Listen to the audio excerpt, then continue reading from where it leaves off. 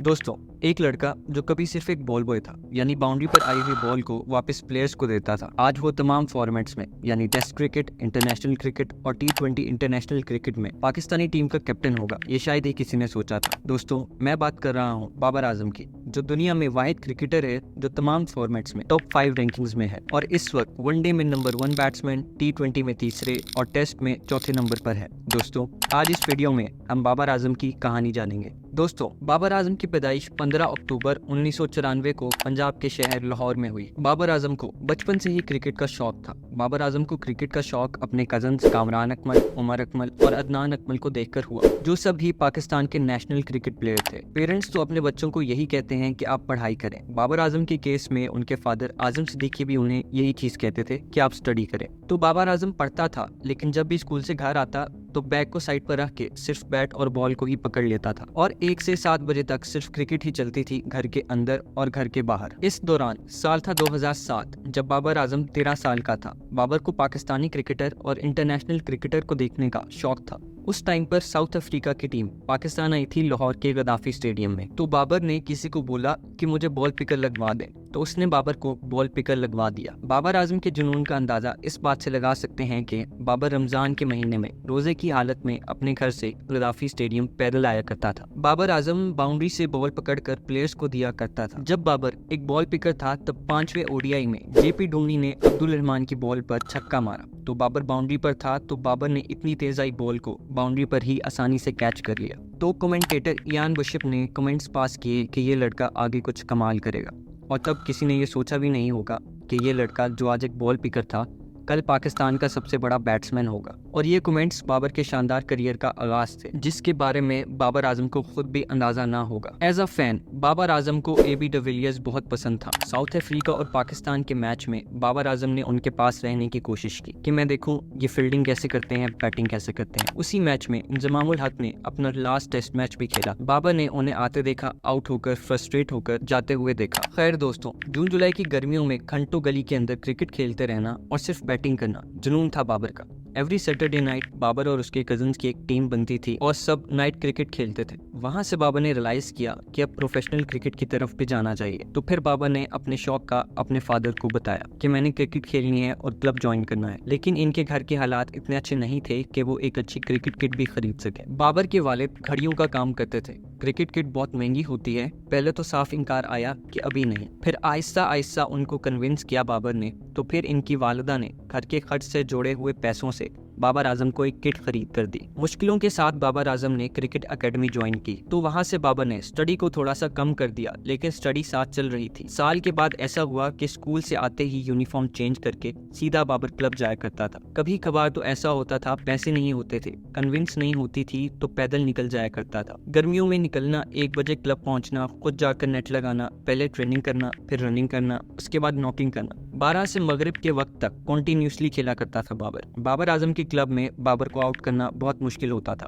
बाबर आजम ने एक लंबे अरसे तक क्लब लेवल और रीजनल लेवल क्रिकेट खेली। फिर ट्रायल्स हुए NCA के यानी नेशनल क्रिकेट एकेडमी के, जिसमें बाबर को भी सिलेक्ट कर लिया गया। 3 मैचेस हुए जिसमें बाबर आजम ने 40 रन बनाए, जो कि इतने अच्छे नहीं थे, नॉट गुड इनफ के बाबर को सिलेक्ट किया जाता। एक एकेडमी लगती थी जिसमें पाकिस्तान क्रिकेट के टॉप परफॉर्मर्स आते थे। वहां से बाबर ने अपने गोल सेट किया कि मैंने नेशनल एकेडमी में जाकर खेलना है। 1 साल तो बाबर आजम सिलेक्ट ही नहीं हुआ, वो साल ऐसे ही गुजर गया। फिर बाबर ने रियलाइज किया कुछ करना है मैंने, अगर मैंने जाना है NCA यानी नेशनल क्रिकेट एकेडमी, तो परफॉर्मेंस देनी होगी, क्योंकि कुछ पाने के लिए आपको कुछ खोना पड़ता है। बाबर ने 8th तक अपनी एजुकेशन की अली एजुकेशन सिस्टम से और उसके बाद अपना सारा वक्त क्रिकेट को दिया। मौसम जैसा भी हो, चाहे बारिश, फिर भी ग्राउंड में जाना एक डिसिप्लिन था जिसको बाबर फॉलो किया करता था, यानी कैचिंग करना या रनिंग करना या किसी भी चीज में इन्वॉल्व रहना। यहाँ से ही बाबर आजम की लाइफ में प्रोफेशनल क्रिकेट का स्टार्ट हुआ। 2008 में अंडर 15 वर्ल्ड चैंपियनशिप के लिए पाकिस्तान की टीम में बाबर को शामिल कर लिया गया। दोस्तों, इस टूर्नामेंट में सबसे ज्यादा रन बनाने वाले पाकिस्तानी खिलाड़ी थे और ठीक उसके 4 साल बाद यानी 2012 में इन्हें पाकिस्तान अंडर 19 वर्ल्ड कप के लिए भी कैप्टन के लिए सिलेक्ट कर लिया गया। ये बाबर आजम के करियर में एक अहम मोड़ था। अंडर 19 के वर्ल्ड कप के बाद 3 साल के अंदर ही 2015 में बाबर आजम को पाकिस्तानी टीम के लिए भी सिलेक्ट कर लिया गया। जब मई के महीने में जिम्बाब्वे इसी साल पाकिस्तान खेलने आई थी, तो बाबर को तीसरे ODI में डेब्यू कराया गया और बाबर ने जिम्बाब्वे के खिलाफ अपना पहला इंटरनेशनल मैच खेला। इस मैच में बाबर आजम की बैटिंग बहुत देर से आई, लेकिन फिर भी बाबर ने इस मैच में 54 यानी 84 रन स्कोर किए। हालांकि ये बाबर की T20 और टेस्ट करियर की शुरुआत 2016 में हुई,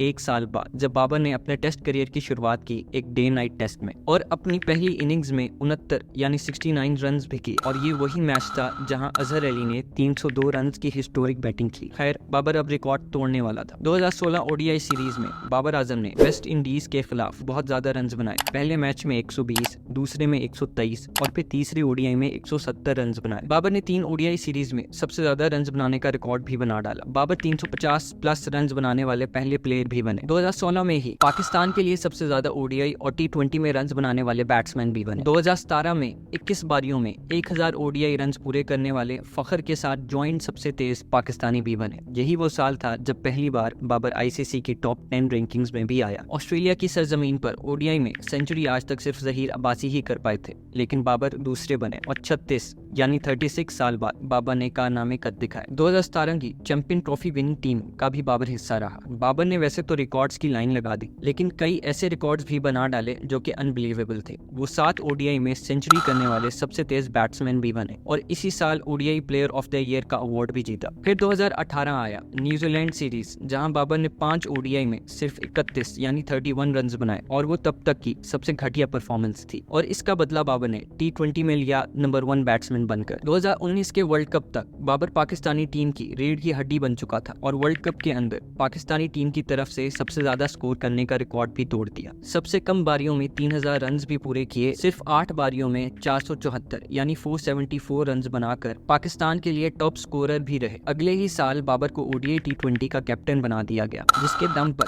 बाबर ने पाकिस्तान के लिए कई सक्सेस हासिल की। विराट कोहली के जिस रिकॉर्ड को कभी हाशिम अमला ने तोड़ा था, आज उन्हीं रिकॉर्ड्स को बाबर तोड़ रहा था। 2021 वो साल आया जब बाबर आजम सबसे तेज बैट्समैन बने इनिंग्स के लिहाज से। बाबर ने T20 में 2000 रन बनाए अपनी 52nd इनिंग्स में। यही नहीं, 1258 दिनों यानी 3 साल 4 महीने और 4 दिन से ओडीआई क्रिकेट के टॉप पर चल रहे विराट कोहली को भी अपनी लाजवाब गेम से नंबर 1 रैंकिंग से हटा दिया। बाबर टॉप क्लास 865 की रेटिंग के साथ ओडीआई का नंबर 1 बैट्समैन बने और तब से बाबर का कंपैरिजन विराट कोहली से होने लगा। यही वो साल था जब बाबर आजम ने अपना T20 करियर की पहली सेंचुरी लगाते हुए 122 रन की जानदार बारी की। T20 वर्ल्ड कप के कैप्टन बाबर आजम ने पाकिस्तान को सेमीफाइनल तक पहुंचाया। वो बात और है कि मैथ्यू बैट ने जिस कदर अफरीदी को 3 छक्के मारे, उसने पाकिस्तान के फाइनल तक का सफर खत्म कर दिया। 2022 के T20 वर्ल्ड कप में बाबर ने अपनी टीम को फाइनल तक पहुंचाया, लेकिन पाकिस्तानी टीम इंग्लैंड से जीत ना सकी। ये टूर्नामेंट बाबर के लिए सबसे खराब रहा, जहां उनके बैट से ना ही कोई परफॉर्मेंस निकली, ना ही स्ट्राइक रेट 100 प्लस हो सका। कैप्टन के तौर पर बाबर ने कई ब्लंडर किए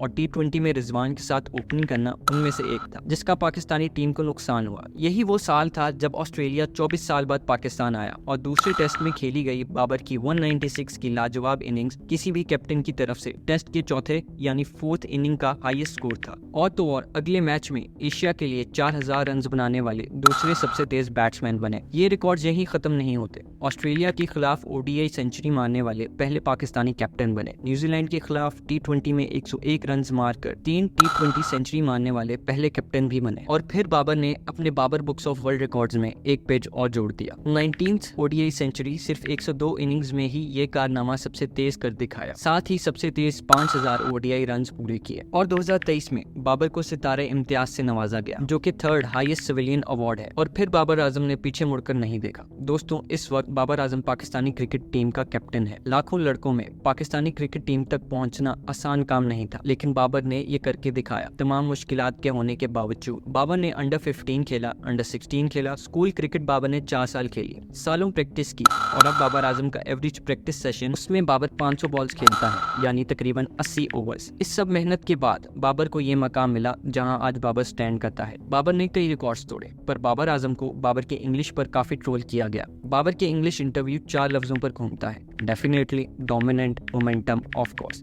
खैर, बाबर अपनी इंग्लिश से बिल्कुल ऑपोजिट टॉप क्लास प्लेयर है। अभी बाबर को कई और रिकॉर्ड्स तोड़ने और बनाने बाकी हैं। तो दोस्तों, ये थी कहानी पाकिस्तान क्रिकेट के किंग बाबर आजम की। वीडियो कैसी लगी कमेंट करके ज़रूर बताइएगा। वीडियो अच्छी लगी हो तो इसको लाइक करिए, शेयर करिए और चैनल पर नए होते हैं उसको सब्सक्राइब करिए।